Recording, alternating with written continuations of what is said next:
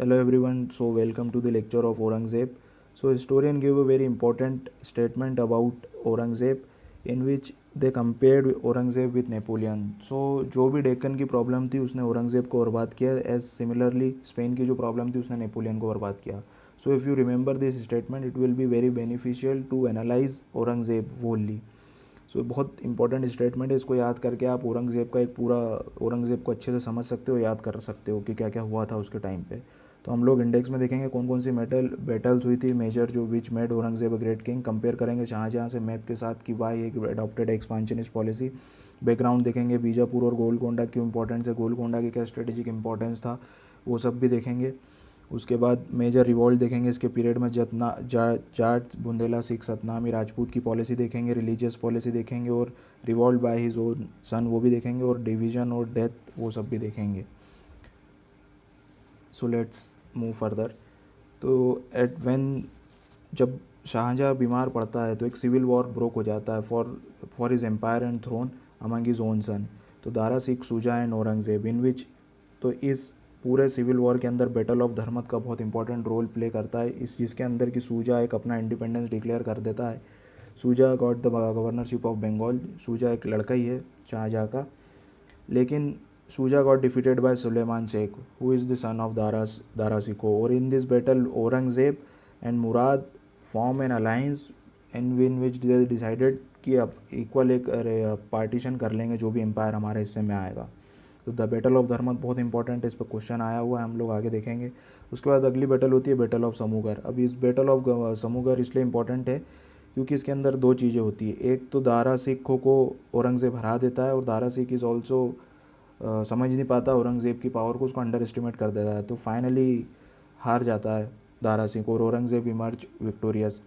और इसी के अंदर जो बैटल ऑफ धर्मत के अंदर दारा सिंह अलाइंस बनाता है मुराद के साथ, उसको मुराद को ट्रिकरेसली हरा भी देता है इसके अंदर, और इम्प्रिजन कर देता है ग्वालियर जेल के अंदर. और इस बैटल के बाद ही वो आलमगीर का टाइटल भी अडॉप्ट करता है.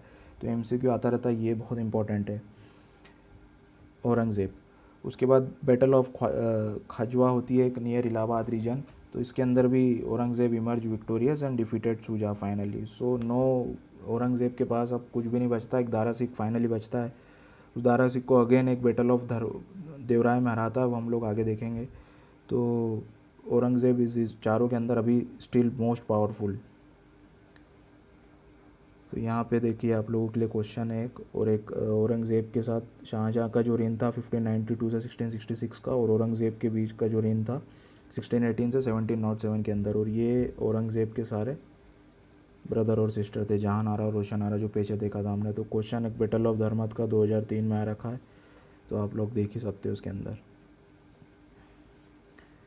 तो ये शाहजहाँ का रीन है. शाहजहाँ का reign is limited to Burhanpur. Burhanpur is very important and Asir fort of Asirgarh. Fort of Asirgarh is won by Akbar. और शाहजहाँ के रेन यहीं तक लिमिटेड था, लेकिन Aurangzeb has expanded his empire till पूरा गोलकोंडा और सदन तक रीजन तक लेकर के गया था. और इधर आसाम पे भी वो कॉन्क्वेस्ट करता है. तो वो सब हम लोग अभी आने वाले लेक्चर में, आने वाली स्लाइड्स में देखेंगे सही. तो ये कंपेरेटिव में बहुत इंपॉर्टेंट है, क्योंकि औरंगज़ेब से पहले जो था वो शाहजहाँ था, और शाहजहाँ ने कैसा एम्पायर बढ़ाया था ये इंपॉर्टेंट है.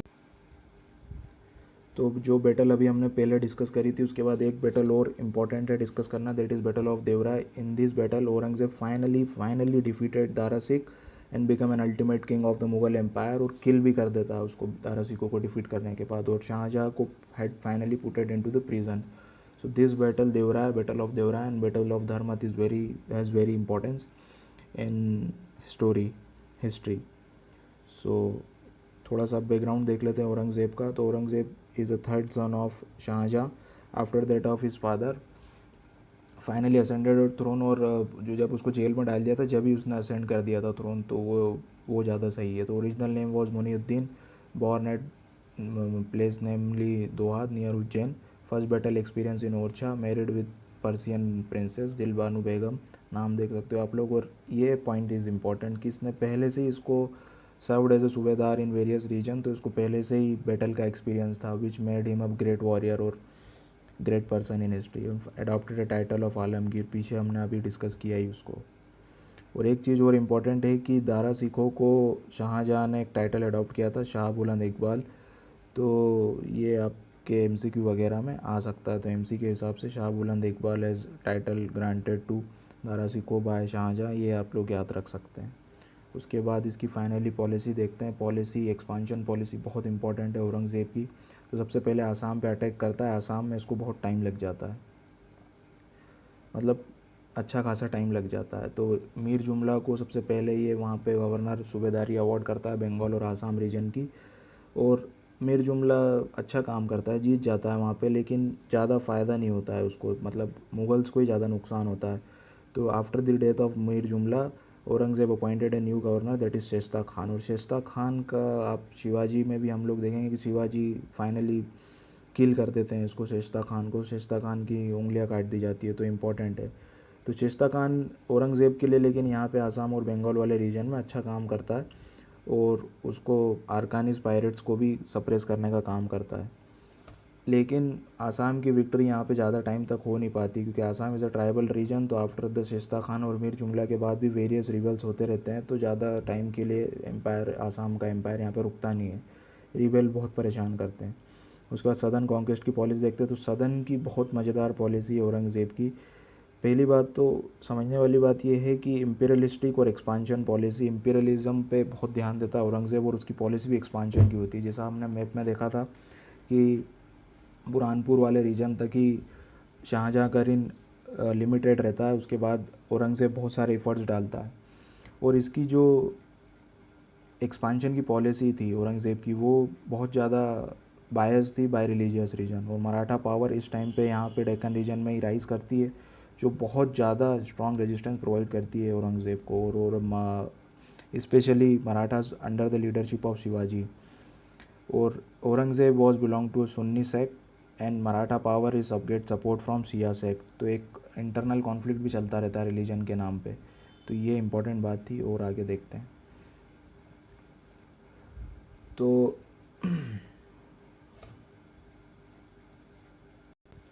औरंगज़ेब अपने लड़के को भेजता है सबसे पहले। उसके बाद उसके पीछे पीछे आता है सदर्न इंडिया में, ऐसा बोलते हैं। उसके बाद फिर उसको कभी बाहर वापस नॉर्थ इंडिया लौटने का मौका नहीं मिलता, पूरा टाइम सदर्न इंडिया के पॉलिटिक्स में एंगेज हो जाता है। तो बीजापुर का कॉन्केस्ट देखते हैं। बीजापुर का कॉन्केस्ट लंबा चलता है अच्छा खासा। सबसे पहले औरंगज़ेब राजा जयसिंह को भेजता है, मूवी वगैरह में भी दिखा है, टू कैप्चर बीजापुर। और Adil Shah, Bijapur region is govern at the time govern by the Adil Shahi dynasty. तो आदिल शाही डायनेस्टी पे औरंगज़ेब ऐसा बोलता है कि आदिल शाही ट्रीटी जो साइन करी थी औरंगज़ेब के साथ, वो फॉलो नहीं करता, और राजा जय सिंह को अटैक करने भेजता है। लेकिन उसका हिडन एजेंडा जो रहता है मराठा पावर को सप्रेस करना होता है, जो कि उस टाइम पे बहुत ज़्यादा पीक पर राइज कर रही होती है। तो बीजापुर को कैप्चर करने के लिए राजा जय सिंह को भेजता है, और फाइनली राजा जय सिंह इज़ थोड़ा सा पावर स्ट्रेंथ ज़्यादा होती है। तो ट्रीटी ऑफ पुरंदर साइन करता है राजा जय सिंह विथ शिवाजी, जिसके अंदर की कुछ किले औरंगज़ेब के उसमें चले जाते हैं। और जब एक चीज़ इंपॉर्टेंट ट्रीटी के अंदर बात यह है कि जब औरंगज़ेब या राजा जय सिंह जब इसके अंदर बीजापुर पे चढ़ाई करेंगे, तो शिवाजी कुछ करेंगे नहीं, शिवाजी को शांत बैठना पड़ेगा। तो ये important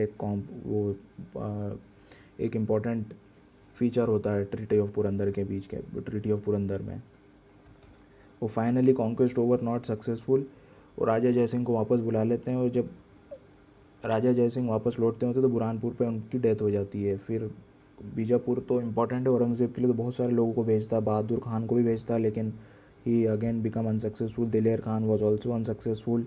Shahzada was again successful. Now शहजादे के पीछे पीछे औरंगज़ेब जब आते हैं, तो औरंगज़ेब को फिर वापस से जाने का मौका नहीं मिलता है, जैसे कि इस स्टेट में हमने देखा था।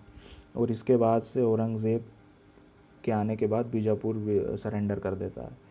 तो यहाँ से 22 साल पूरे लग जाते हैं बीजापुर को कॉन्क्वेस्ट करने के अंदर। तो एक क्वेश्चन आया हुआ है बहुत सारी एग्ज़ाम में, तो ये आप देख सकते हैं।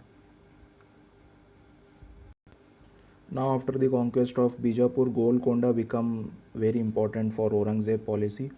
तो औरंगज़ेब गोलकोंडा के ऊपर कॉन्क्वेस्ट करने की कोशिश करता है।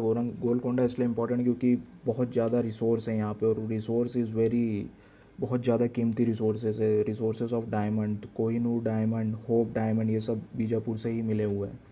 Kolar mines famous for located in Golconda, famous for diamonds only and very important precious stones. तो बहुत सारे फेमस डायमंड जो गोलकोंडा माइन से निकले हैं वो हैं एक दराई उर नूर और ग्राफ डायमंड। तो ये एमसीक्यू वगैरह में आते रहता है, तो इम्पोर्टेंट है। अब ruler eight that time, Golconda का एट दैट टाइम रूलर जो था अबुल हसन था, और वो Abul Hasan is a very pleasure loving. जो लेटर मुगल्स भी रहते हैं सब प्लेजर लविंग रखेंगे, देखेंगे हम। तो ये जो इनकॉम्पिटेंट भी था और प्लेजर लविंग भी था। तो admin at that time was handled by two Brahmins namely Madanna and Akanna. तो औरंगज़ेब सबसे पहले गोलकोंडा को कॉन्क्वेस्ट करने के लिए अपने सन को भेजता है, शहज़ादा मुअज़्ज़म को, टू कैप्चर गोलकोंडा।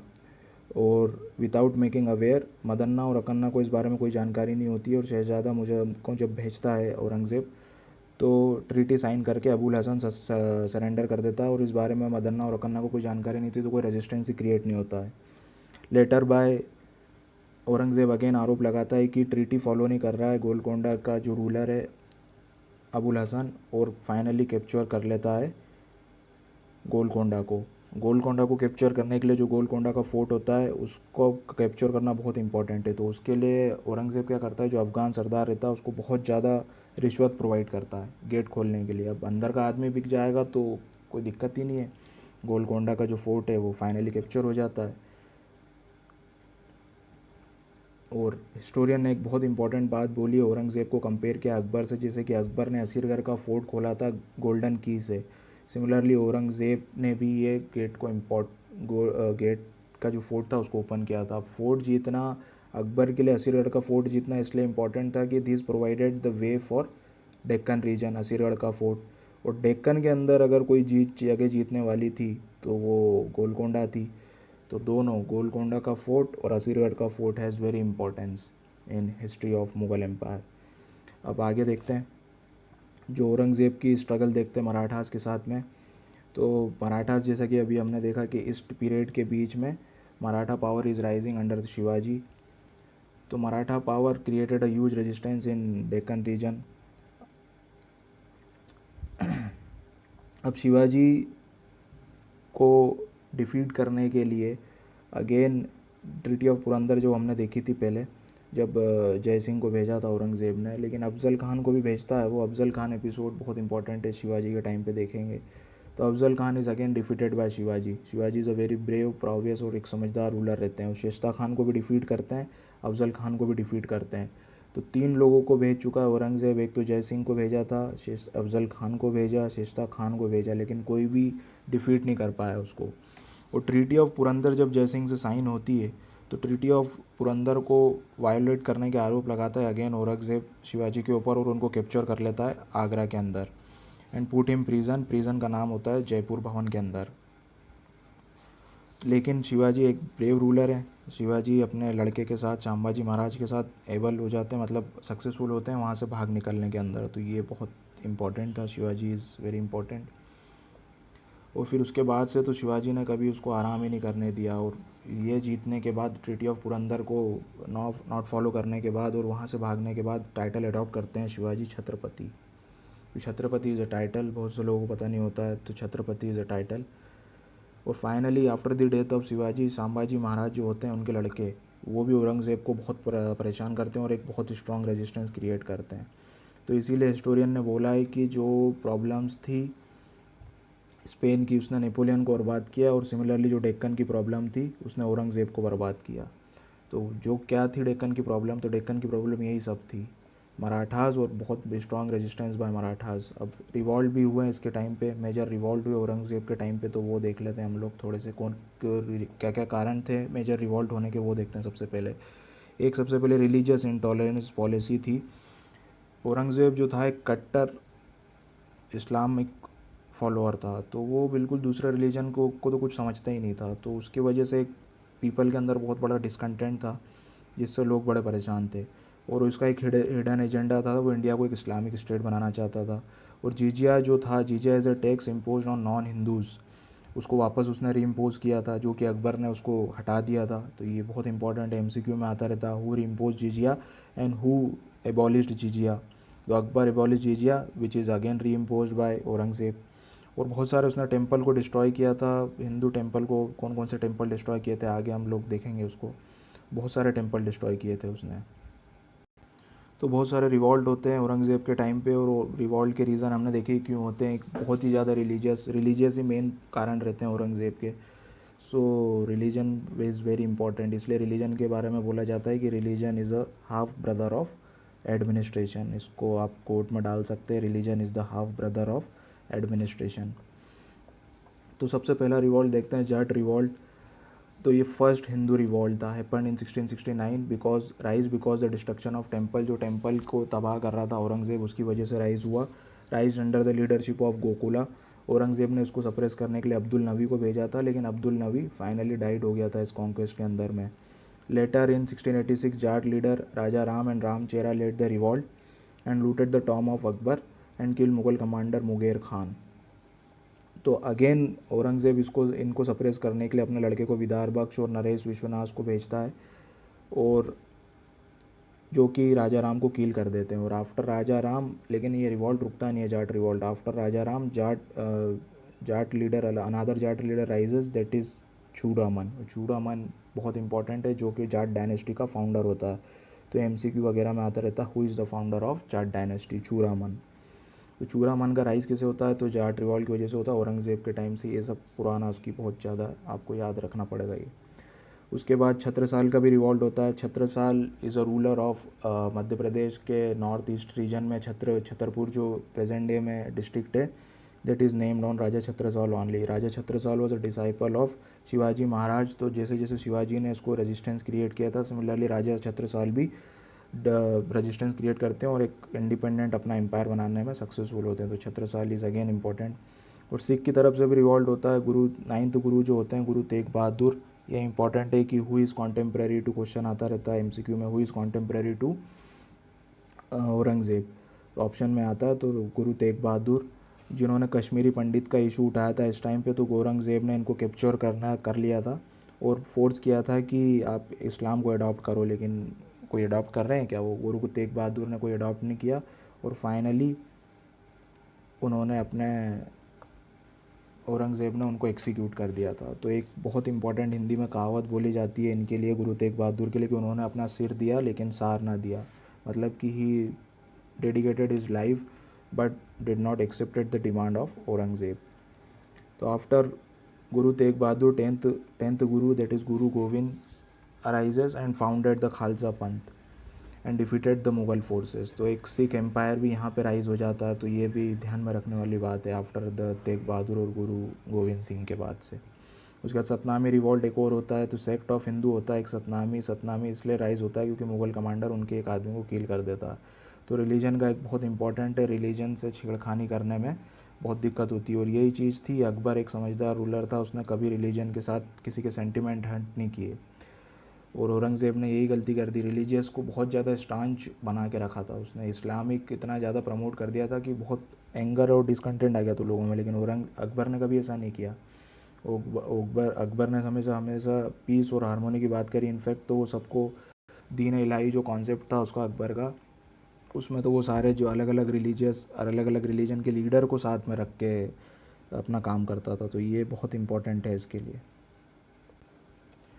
ओके, तो अब राजपूत की पॉलिसी देखते हैं औरंगजेब के टाइम पे। तो शुरू में तो टॉलरेंट पॉलिसी थी उसकी, लेकिन बहुत ज़्यादा इसके अंदर भी कॉन्फ्लिक्ट आता रहा। उसका कारण ये था कि कारण थोड़े आगे देखेंगे। और मिग बान साहब दर भी उनको प्रोवाइड करता था। वो राजपूत को ये सब प्रोवाइड करने का कारण ये था कि राजपूत शुरू से ही एक ब्रेव कम्युनिटी है, तो ब्रेव वॉरियर कम्युनिटी है, उनके लिए लड़ाई करना एक खेल टाइप के था। तो हमेशा राजपूत को उन्होंने, मुगल्स ने अकबर ने भी अपने फोर्सेस में रख के रखा था और औरंगज़ेब ने भी रखा। लेकिन बाद में औरंगज़ेब के राजपूत के बीच में भी डिसकंटेंट राइज हुआ, कारण उसका भी थोड़ी एक स्लाइड के बाद देखेंगे।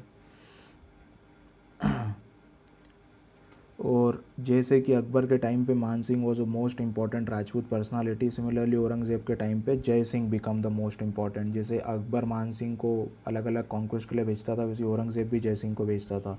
तो ये कह सकते हैं हम कि ये वाली जो पॉलिसी थी उसने अकबर से कॉपी करी थी। और इम्पोज जिजिया किया था वो तो फर्स्ट टाइम मारवाड़ स्टेट में ही किया। Marwar is a state ruled by Rajput dynasty. तो इससे यहाँ से फिर डिसकंटेंट अराइज होता है इनके अंदर में, और हिंदू टेम्पल को भी डिस्ट्रॉय करने लगा था वो। तो इस सब से एक डिसकंटेंट अराइज हो गया था, जो कि हमको पता चलता है राम सिंह जो था जय सिंह का लड़का, उसने कभी साथ नहीं दिया औरंगज़ेब का, इनफैक्ट वो तो सपोर्टर था मराठास का। तो यहाँ से पता चलता है कि Rajput started deviating from Aurangzeb. Aurangzeb की और जो रिलीजियस पॉलिसी थी वो उसको थोड़ा डीप में देखते हैं। तो कुरान को उसने एक फाउंडेशन माना था कि कुरान के आधार पे जो भी एडमिनिस्ट्रेशन होगा, पॉलिटिक्स होगा, वो हम कुरान के आधार पे चलाएंगे। प्रोहिबिट किया था Navroz festival, that is new year festival, music को बैन किया था, भांग कल्टीवेशन को प्रोहिबिट कर दिया था, सती प्रैक्टिस को प्रोहिबिट किया था, झरोका दर्शन को प्रोहिबिट किया था। ये सब एमसीक्यू में आते रहते हैं। तुलादान कस्टम को डिमोलिश किया था, देखो हिंदू टेम्पल, बनारस का विश्वनाथ टेम्पल को डिमोलिश किया था, केशवराव टेम्पल मथुरा का डिमोलिश किया था। और दारुल हरब मतलब कि जो नॉन नॉन इस्लामिक स्टेट होता है उसको दारुल हरब बोलते थे, तो वहाँ से वो दारुल बनाना चाहता, तो अल्टीमेटली इस्लामिक स्टेट में बनाना चाहता था वो इंडिया को। लेकिन हिस्टोरियन इसको कम्प्लीटली, इस फैक्ट को कम्प्लीटली एक्सेप्ट नहीं करते, क्योंकि अगर ऐसा होता तो वो फोर्सफुली भी किसी ना किसी को अपने मान साहब को या अपने जो पीपल थे उसकी कोर्ट के अंदर उनको एक्सेप्ट करने के लिए बोलता इस्लाम, जो कि जिससे ऑटोमेटिकली बहुत सारे लोग कन्वर्ट हो जाते हैं अगर उसके, क्योंकि उसके जो साथ के लोग थे वो तो एक्सेप्ट करने से मना नहीं करते, उनको फोर्सफुली तो एक्सेप्ट करवा ही देता। तो हिस्टोरियन कम्प्लीटली एग्री नहीं करते हैं इस बात के ऊपर।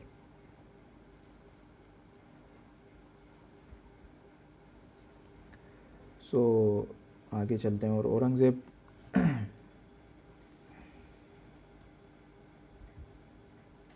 तो Aurangzeb is also not able to successful for forcefully किसी को भी कन्वर्ट नहीं करा पाया था इस्लाम में। एग्जाम्पल है संभाजी महाराज, उनको भी अरेस्ट किया था लेकिन उन्होंने भी अपनी जान दे दी, लेकिन फोर्सफुली कन्वर्ट नहीं करा पाया था।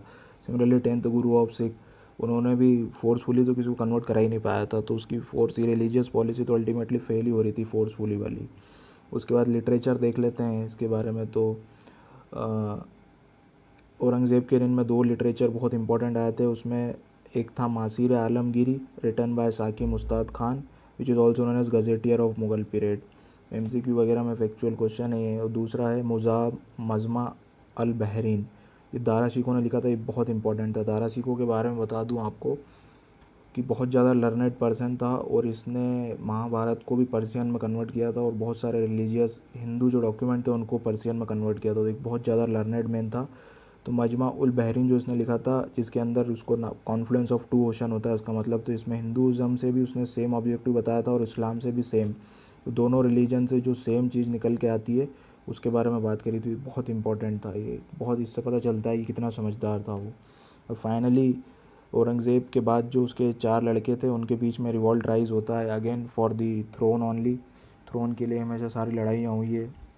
सबसे पहला जो होता है वो रिवॉल्ट बाय शहज़ादा अकबर। शहज़ादा अकबर का जो रिवॉल्ट होता है उस टाइम पे औरंगज़ेब जो होता है अजमेर में होता है, और अकबर जो होता है वॉज इन मेवाड़ और सपोर्टेड बाय दुर्गा दास। अकबर जब रिवॉल्ट करता है तो सपोर्टेड बाय दुर्गा दास और मेवाड़ रीजन में रिवॉल्ट करता है, और this Akbar Aurangzeb sent an army successfully suppress करता है। तो अकबर जब भाग करके जाता है तो उसको संभाजी महाराज जो मराठा के बहुत बड़ा लीडर है, वो मतलब शिवाजी के बेटे हैं और मराठा लीडर है, तो उसको सपोर्ट करते हैं, और वो फाइनली शहजादा अकबर की डेथ भी हो जाती है यहाँ पे ही।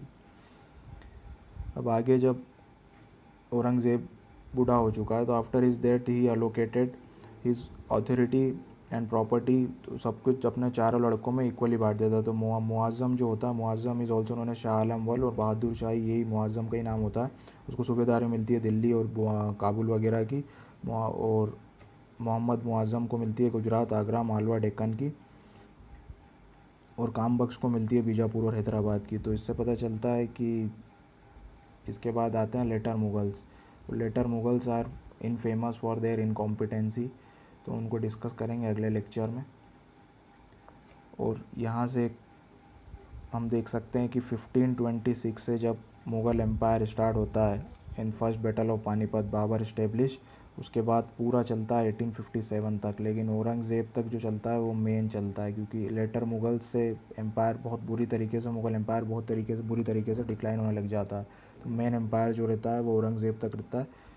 तो इसीलिए ये 151 ईयर्स का जो पीरियड है 1556 से फिर 1706 तक, ये बहुत इंपॉर्टेंट है। 1556 से इसलिए क्योंकि हुमायूं के टाइम पे सूर डायनेस्टी का थोड़ा सा इंटररेग्नम होता है तो उससे डिस्टर्बेंस आता है, लेकिन अगेन 1556 के बाद से बहुत कंसोलिडेट होने लग जाता है। तो बाबर से इस्टेब्लिश मानते हैं हम लोग 1526 से, जो कि पूरा औरंगज़ेब तक स्ट्रॉन्ग कंडीशन में रहता है, लेकिन उसके बाद से डिक्लाइन होने लग जाता है। तो ये औरंगज़ेब था। तो thank you everyone for today.